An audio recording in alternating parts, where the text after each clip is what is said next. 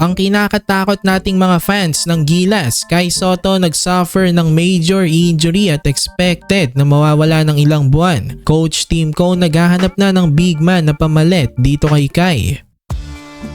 So isang ang nakakalungkot na balita ito sa simula ng 2025. Kai Sotto nagtamo ng torn ACL injury. Kumpirmado na nga ito ayon sa resulta ng MRI ni Sotto.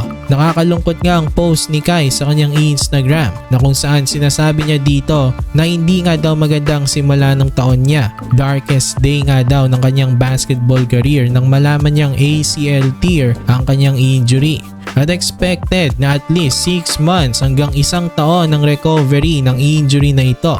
So isang ang big blow ito para sa Gilas Pilipinas at sa career ni Kai. Una sa Gilas, alam naman natin na sobrang importante niya sa ating national team. Sobrang ganda nga ng nilalaro niya ngayon under Coach Tim.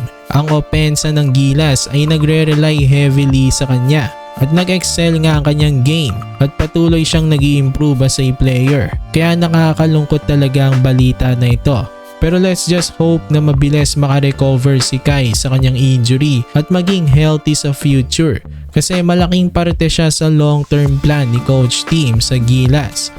Dahil nga dyan hindi na makakasama si Kai sa susunod na window ng FIBA qualifiers at possible mamintis niya rin ang 2025 FIBA Asia Cup kasi nga 6 months o hanggang 1 taon ang recovery ng injury na ito. Naghahanap na ng mga big man si Coach Tim na maidadagdag sa Gilas pool. Ang ideal big man nga niya ay similar sa ability at size ni Japet Aguilar at dito nga papasok si QMB, isang ang 6'10". So check agad ang size nito. Kagaya ni Japet, athletic at agile pa ito.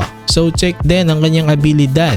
Once na makonfirm ng SBP na eligible siyang maglaro sa Gilas as a local, siguradong isasama agad siya ni Coach Tim sa Gilas pool.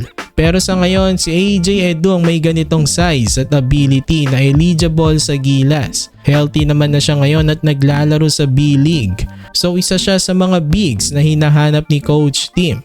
Inoobserbahan din ni Coach Tim ang 6'7" na si Jamie Malonzo kung kaya na ba nito maglaro sa Gilas. Ayon kay Coach Tim, baka sa January makapaglaro na ito sa Ginebra. So ayan lang naman ang ating pag-uusapan dito sa video na ito.